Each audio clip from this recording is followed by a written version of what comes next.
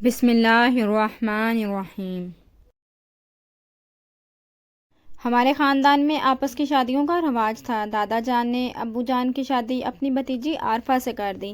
حالانکہ وہ عمر میں میرے ابو سے 7 سال بڑی تھی، تاہم نیک اور فرما بردار تھی۔ تبھی گھر میں سکون رہا اور شوہر بھی ان کے مطیع ہو گئے۔ ہم 3 بہن بھائی تھے۔ دولت کی فراوانی تھی کیونکہ دادا بہت بڑے ذمہ دار تھے اور ورثے میں والد صاحب کو کافی بڑا رقبہ ملا تھا، جس کی وجہ سے ہم بہت خوشحال تھے۔ ہماری پرورش بھی بہت ناز و نم سے ہوئی تھی۔ بیوی کی قربانیوں کی قدر کرتے ہوئے ابو نے کبھی دوسری شادی نہیں کی، تاہم ان کی کچھ سرگرمیاں اس قسم کی تھی کہ والدہ کو بہت ناگوار گزرتی تھیں، مگر وہ سب برداشت کرتی تھی، کبھی بھی روک ٹوک یا جھگڑا نہیں کیا تھا۔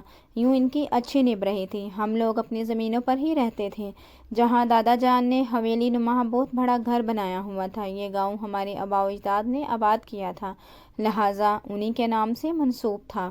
ہمارے گاؤں سے کچھ فاصلے پر ایک قبیلہ آباد تھا۔ ہم خواتین ان کے گھروں میں نہیں جاتی تھیں کیونکہ اور وہاں ایک شادی تھی جس میں والد صاحب کو بھی بلایا گیا تھا، لہٰذا تقریب میں ان کی خصوصی آؤ بھگت بھی کی گئی تھی۔ جن رسموں سے نکاح ہونے لگی تو جب نکاح کی رسم ہونے لگی تو والد صاحب کو بھی مولوی صاحب کے ہمراہ بطور گواہ اندر لے گئے۔ والد صاحب نے دلہن سے دریافت کیا، فرخندہ بیٹا، کیا تمہیں جلیل سے یہ نکاح قبول ہے؟ اس نے جواب دیا، ہرگز نہیں، ہرگز نہیں چاچا جی، یہ میرے ساتھ زبردستی ہو رہی ہے۔ میں نے سب کو بہت منع کیا ہے لیکن میرے بھائی نہیں مانے۔ لڑکی کا بیان سن کر ساری برادری میں کھلبلی مچ گئی اور مولوی صاحب نے نکاح پڑھوانے سے انکار کر دیا۔ لڑکی کے بھائیوں نے والد صاحب کو معاملے کا سربراہ مقرر کیا تھا اور برادری کے دیگر بزرگوں کو وہ کہہ رہے تھے کہ یہ ہماری غیرت کا سوال ہے، ہم فرخندہ کو قتل کر دیں گے۔ اس نے بھری برادری میں ہماری ناک کٹوا دی ہے، ہمیں بے عزت کر دیا ہے۔ گویا برادری کے بزرگوں سے اس بچی کو قتل کرنے کی اجازت لینا چاہتے تھے۔ کچھ لوگ ان کے ہم نوا تھے کہ لڑکی کو ختم کر دینا چاہیے اور کچھ بھی سمجھا بجھا رہے تھے کہ ابھی صبر کرو، وہ جلدی نہ کرو، بچی کم عمر ہے اور نادان بھی ہے۔ فرخندہ کی خوش قسمتی تھی یہ کہ اس قبیلے کے بزرگوں نے والد صاحب کو دادا جان کو ثالث بنایا تھا، ورنہ یقیناً لڑکی موقع پر قتل کر دی جاتی۔ ابا جان نے کہا، بھائیو، تم نے اگر مجھے ثالث بنا کر عزت بخشی ہے تو پھر میرا فیصلہ ماننا ہوگا۔ تم بچی کو ہرگز قتل نہیں کر سکتے، نہ تم اس کو قتل کرو گے۔ اس کے علاوہ جو تجویز ہو میں بھی تمہاری رائے کا احترام کروں گا۔ سب سے زیادہ فرخندہ کے بھائی تھے، وہ بار بار کہہ رہے تھے کہ ایک بے حیا لڑکی کا قتل ہونا ہی ٹھیک ہے اور ورنہ دیہات کی دوسری لڑکیاں بھی کل ایسا ہی فیصلہ کریں گی۔ بھری برادری میں ماں باپ اور بھائیوں کی عزت کو خاک میں ملا دیں گے۔ اکثر جوشیلے نوجوان بلند آواز میں بول رہے تھے کہ غیرت مند بھائیوں کے لیے پھانسی کا پھندا شجاعت کا تاج ہوتا ہے، وغیرہ وغیرہ بہت سی باتیں ہو رہی تھیں۔ غرض عجیب سا سما پیدا ہوا تھا۔ بہت مشکل سے والد صاحب نے ان بچھڑے ہوئے غسیلے نوجوانوں کو قابو میں کیا۔ تم لوگ مجھے مدعو نہ کرتے، اب اگر مجھے معزز جانا ہے تو میرے فیصلے کا بھی احترام کرو، تم لوگوں پر لازم ہے۔ بالآخر یہ معاملہ وقتی طور پر تو یوں ٹھنڈا ہو گیا کہ لڑکے والوں نے تاوان مانگا، جو کہ خاصی بڑی رقم تھی۔ والد صاحب نے اپنی جیب سے ادا کیا۔ اب مسئلہ یہ تھا کہ اس نافرمان لڑکی کا کیا جائے تو کیا کیا جائے۔ طے پایا گیا کہ اس کو والد صاحب اپنی امان میں لے لیں گے، کیونکہ یہ والد صاحب کے ساتھ محفوظ رہے گی جب تک کہ کوئی فیصلہ نہیں ہوتا۔ یوں فرخندہ میرے ابا کے ساتھ ہماری حویلی میں آ گئی۔ وہ بہت خوبصورت تھی، صرف 16 سال کی تھی اور معصوم فرشتہ سی نظر آتی تھی۔ ہم بہنیں اس کے آنے کی وجہ سے بہت زیادہ خوش تھیں کہ چلو اس کے ساتھ ہنس بول کر وقت اچھا گزر جایا کرے گا۔ لیکن میری ماں کچھ پریشان تھیں، کافی اداس تھیں۔ ان کا خیال تھا ایسے دیدہ دلیر اور منہ پھٹ لڑکیوں کا بھروسہ نہیں ہوتا، ان کے معاشقے ہوتے ہیں۔ جن کی پاسداری انہیں دیدہ دلیری تک عطا کرتی ہے۔ خدا جانے یہ کیا گل کھلائے گی۔ اس کا گھر میں رہنا ٹھیک نہیں ہے۔ میرا بھائی ان دنوں 10-11 سال کا تھا۔ اس سے کوئی خطرہ نہ تھا۔ ہمارے گھر میں اس قدر پردے کی پابندی تھی کہ کوئی پرندہ بھی پر نہ مار سکتا تھا، لیکن پھر بھی ماں کو اس لڑکی کی طرف سے بہت سے خدشات تھے۔ وہ اس لڑکی کو لے کر کافی حد تک پریشان تھی۔ قانون کیا کہتا ہے اس بارے میں ان دیہاتیوں کو کوئی پرواہ نہ تھی۔ وہ اپنی روایات اور رسم و رواج کے بہت پاسدار تھے۔ بہرحال فرخندہ کے مستقبل کے بارے میں کئی بار اس کے رشتہ داروں نے پنچایت بلائی۔ بالآخر سب اسی نتیجے پر پہنچے کہ اس لڑکی کی بے حیائی اور خود سری کی سزا تو یہی ہے کہ اس کو ہمیشہ کے لیے ابا جان کو بخش دیا جائے، کیونکہ ابا جان نے لڑکے والوں کو بہت بھاری جرمانہ ادا کر دیا ہے۔ اس لڑکی کو واپس لانا فساد کا سبب ہو سکتا ہے۔ چونکہ فرخندہ کا کسی لڑکے سے لا تعلق ثابت نہ تھا، لہٰذا اس کی جان بخشی پر وہ راضی ہو گئے تھے۔ یوں یہ لڑکی ہمیشہ کے لیے میرے والد صاحب کی ملکیت قرار پائی۔ شادی سے انکار کی وجہ امی جان نے جب فرخندہ سے پوچھی تو فرخندہ نے بلا جھجک جواب دیا، جلیل اچھا انسان نہیں ہے، وہ کالا ہے، بدصورت بھی ہے، اس کو اچھا نہیں لگتا تھا، کوئی کام کاج نہیں کرتا تھا، اس لیے انکار کر دیا۔ اب وہ کبھی شادی نہ کرے گی، ہمیشہ ہم لوگوں کی خدمت ہی کرے گی، ہماری باندی یعنی نوکرانی بن کر رہے گی۔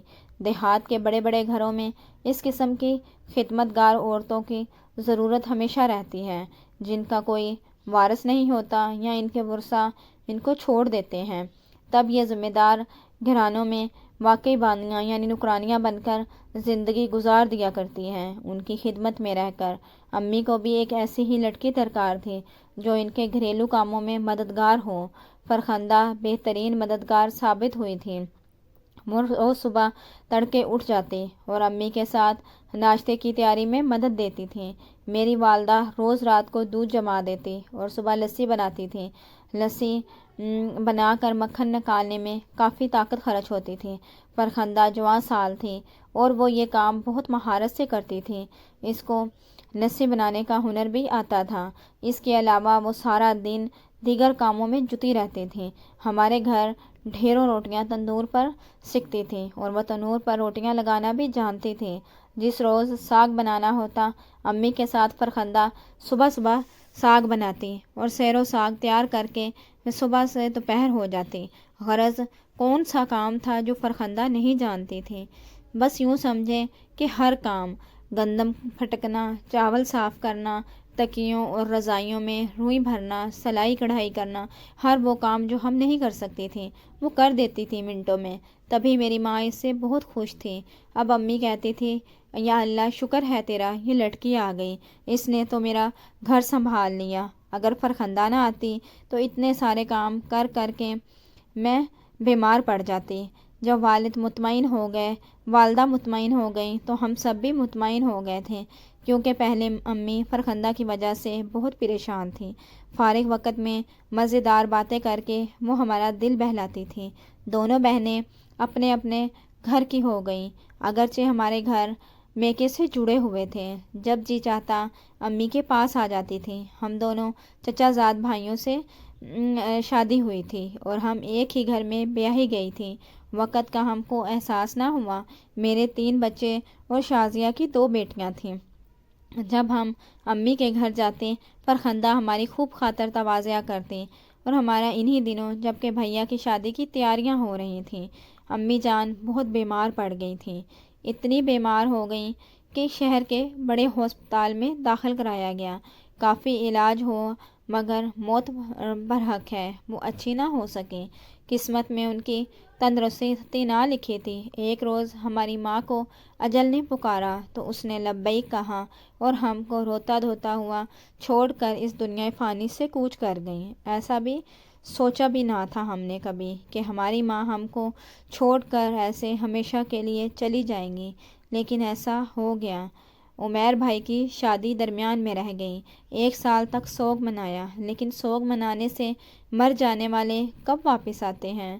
صبر کیا، کیونکہ سوائے صبر کے اور کوئی چارہ بھی نہ تھا۔ سارا دن سارے گھر کے کام کرنے کے باوجود فرخندہ ہر وقت چمکتی چہکتی رہتی تھی۔ خدا نے اس کو صحت اور چستی کے ساتھ حسن کی دولت سے بھی بھرپور نوازا تھا۔ جوں جوں وقت گزرتا جاتا تھا اور وہ بڑی ہوتی جاتی تھی اور زیادہ خوبصورت ہوتی جا رہی تھی، پھر میں نے محسوس کیا کہ اب تو بابا جان کی آنکھیں بھی اسے دیکھ کر چکا چوندھ ہو جاتی ہیں۔ ان دنوں بڑی پھوپھی نے آ کر ابو کا گھر سنبھال لیا، لیکن وہ بھی بال بچے دار تھی، کب تک بھائی کے گھر میں رہتی۔ ایک روز پھوپھو نے فرخندہ کا گہری نظروں سے جائزہ لیا تو اس نتیجے پر پہنچی کہ یہ گھر اس کے بغیر کبھی نہیں چل سکتا۔ انہوں نے والد صاحب کے کان میں یہ بات ڈال دی کہ تم فرخندہ سے نکاح کر لو، اسی میں بہتری ہے اور تمہارا گھر بھی اسی کے حوالے ہے۔ یہ بیچاری تمام عمر تمہارے بچوں کی کیا خدمت ہی کرتی رہے گی، اس سے اچھی بیوی تم کو کبھی نہ ملے گی۔ عمر اور مرتبے کا فرق تھا، تبھی والد صاحب کچھ ہچکچا رہے تھے، لیکن عمیر کی بھی شادی کرنی تھی۔ فرخندہ سے زیادہ کون اس ذمہ داری کو نبھا سکتا تھا؟ ابو نے ہم بہنوں سے صلاح لی تو ہم تو بالکل خاموش سی ہو گئی تھیں۔ دل تو نہ چاہتا تھا کہ کوئی بھی دوسری عورت ہماری اپنی ماں کی جگہ لے یا ان کے کمرے میں سوئے، لیکن ہماری بھی مجبوری تھی۔ ابو بھی اکیلے ہو گئے تھے، سوائے کسی اور سے سوچا کسی اور سے شادی کر لی تو کیا خبر وہ کیسی عورت نکلے گی۔ فرخندہ کم از کم دیکھی بھالی تو ہے۔ یوں والد صاحب نے فرخندہ سے نکاح کر لیا تھا۔ میری ماں کی یاد ان کے دل سے محو ہو گئی تھی۔ کچھ دن تو بہت سکون کے گزر گئے، پھر والد اور فرخندہ نے مل کر عمیر کی شادی کی تیاری مکمل کر لی اور ہم اپنی ماموزاد بہن شہزادی کو بیاہ کر لے آئے تھے۔ بھائی کی شادی کو 2 ہی ماہ تقریباً گزرے تھے کہ والد کے پرسکون گھر کو ایسے کہ جیسے کسی کی نظر لگ گئی ہو۔ ہمارا ہنستا بستا گھر اجڑنے والا ہو گیا۔ فرخندہ اور بھائی کی انبن ہو گئی۔ یہ انبن خاصے جھگڑے کی صورت اختیار کرنے لگی۔ دونوں کے مزاج نہ ملتے تھے۔ یہ کیا بات تھی؟ وہ فرخندہ جو نوکرانیوں کی طرح اس گھر میں رہ کر ہم سب کی کبھی خدمت کیا کرتی تھی، وہ میری بھابھی شہزادی کو ہمیشہ کھری کھری سنانے لگی۔ چونکہ جھگڑے ہمارے سامنے نہیں ہوتا تھا، اسی لیے ہم کو پتہ نہ چلتا تھا کہ قصور کس کا ہے۔ فرخندہ پر اعتماد ضرور تھا، اتنے عرصے میں بھی اس نے کوئی بات ہم سے اونچے لہجے میں نہ کی تھی اور نہ کبھی وہ ہمارے منہ کو آئی تھی۔ بابا جان اگر ہوش مندی سے کام لیتے تو شاید معاملے کو سلجھا سکتے تھے، سمجھا سکتے تھے۔ وہ فرخندہ کو اس کے مقام پر رکھتے اور بہو کو اس کا مقام دیتے۔ تاہم بہت جلد ہم کو اندازہ ہو گیا کہ والد صاحب پر فرخندہ کے حسن کا جادو سر چڑھ کر بولنے لگا ہے۔ اب میرے باپ کو اس روپ متی کے سوا کوئی دوسرا نظر ہی نہیں آتا تھا۔ جیسا فرخندہ کہتی والد صاحب ویسا ہی کرتے تھے۔ رفتہ رفتہ وہ میرے باپ کے گھر کی سفید و سیاہ کی مالک ہو گئی تھی۔ گھر کی مالکہ اور ہم سب کی حیثیت اس کے سامنے ثانوی ہو گئی تھی۔ فرخندہ کو پر لگ گئے تھے۔ اس نے ایک بیٹے کو جنم دیا تو اس کے پاؤں زمین پر نہ ٹکتے تھے۔ اب وہ ہم کو اپنا نوکر اور غلام سمجھنے لگی تھی۔ پہلے جو کام ہم اس سے کراتے تھے، ہم سے اب وہی کام کرنے کو کہتی۔ اگر ہم فرخندہ کا کہنا نہ مانتے تو ابا جان سے شکایت کر دیتی، تب وہ ہم سے بروختہ ہو جاتی اور برا بھلا کہنے لگ جاتی۔ ایسی صورتحال کا تو کبھی ہم نے سامنا نہیں کیا تھا، کیونکہ ہمیں لڑنے جھگڑنے کی عادت بالکل بھی نہیں تھی۔ ہم بہنیں تو پھر اپنے گھروں کی تھیں، لیکن بھائی اور خاص طور پر بھائی اور بھابھی کو جس صورتحال کا سامنا تھا، اس کا کوئی تدارک نہیں تھا۔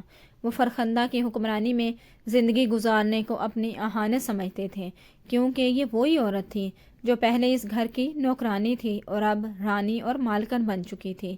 اس کی اس حیثیت کو تسلیم کرنے پر کوئی بھی تیار نہ تھا۔ سب ہی اس کی حیثیت کو سمجھنے سے انکاری تھے۔ تو ابا جان نے بھائی اور بھابھی کا جیب خرچ بھی بند کر دیا۔ ہم بھی وہی تھے۔ یہ صورتحال ہم تینوں بھائی بہنوں کے لیے ناقابل برداشت تھی۔ ہمارے ذہن ایک نوکرانی کو ماں کا درجہ دینے پر تیار ہی نہیں تھے، کیونکہ اس میں ہماری بے عزتی تھی کہ ہم اپنے باپ کے گھر سے کوئی چیز بغیر نوکرانی کی اجازت کے نہیں لے جا سکتے تھے۔ بس یہیں سے نفرت شروع ہوئی تھی۔ باپ کی نئی بیوی سے گریزہ ہوتے گئے نوبت یہاں تک آ گئی کہ ایک روز سنا کہ بھابھی اور فرخندہ کا جھگڑا ہو گیا ہے آپس میں۔ اسی جھگڑے کے دوران میرے بھائی نے ڈنڈا اٹھایا اور ستیلی ماں یعنی فرخندہ کے سر پر وار کر دیا۔ غصے میں ڈنڈے کی ضرب سے فرخندہ بے ہوش ہو گئی تھی۔ ضرب کاری تھی، سر سے کافی خون بہہ رہا تھا۔ اسی وقت والد صاحب گھر میں داخل ہوئے۔ انہوں نے جب بیوی کا سر پھٹا ہوا یوں دیکھا تو اپنے آپے سے باہر ہو گئے۔ بیٹے کو خوب گالیاں دیں، خوب کھری کھوٹی سنائیں اور فرخندہ کو اپنی جیپ میں ڈال کر ساتھ والے ہسپتال لے گئے۔ اس کے سر پر ٹانکے لگے، جان بچ گئی تھی فرخندہ کی اور وہ علاج کے بعد گھر آ گئی۔ لیکن اس جھگڑے کا فیصلہ کن نتیجہ یہ ہوا کہ ابا جان نے نہ صرف بیٹے اور بہو کو گھر سے نکال دیا بلکہ عمیر بھائی کو جائیداد سے بھی عاق کر دیا تھا۔ عمیر کو ماموں نے گھر دیا اور اپنی بیٹی کو جائیداد میں سے حصہ دیا، جس سے ان کا گزارا ہونے لگا۔ والد صاحب نے ہم بیٹیوں کو بھی جائیداد سے محروم کر دیا، کیونکہ ہم نے اپنے بھائی اور بھابھی کی حمایت کی تھی اور فرخندہ کو ماں تسلیم کرنے سے انکار کر دیا تھا۔ فرخندہ کے قبضے میں میری ماں کا گھر اور زیورات کے علاوہ میرے ابا جان بھی تھے۔ والد صاحب نے اپنی جائیداد فرخندہ کے دونوں چھوٹے بیٹوں کے نام اپنی زندگی میں ہی کر دی تھی، تاکہ بعد میں ہم کوئی مسئلہ نہ بنائیں۔ آج پتہ چلا ہے کہ فرخندہ کے گھر آنے میں سے میری ماں بیچاری کیوں سہم گئی تھی۔ ان کی پریشانی بے جا تھی کہ یہ لڑکی ضرور کبھی نہ کبھی کوئی نہ کوئی گل ضرور کھلائے گی، اسی لیے ماں نے ماں کی زندگی میں تو کوئی گل نہ کھلایا، مگر ہماری ماں کی وفات کے بعد ان کی جگہ ضرور لے لی۔ مزید اچھی سٹوریز کے لیے پلیز ہمارے چینل کو سبسکرائب، شیئر اینڈ لائک ضرور کر دیجیے۔ Thanks for watching. اللہ حافظ۔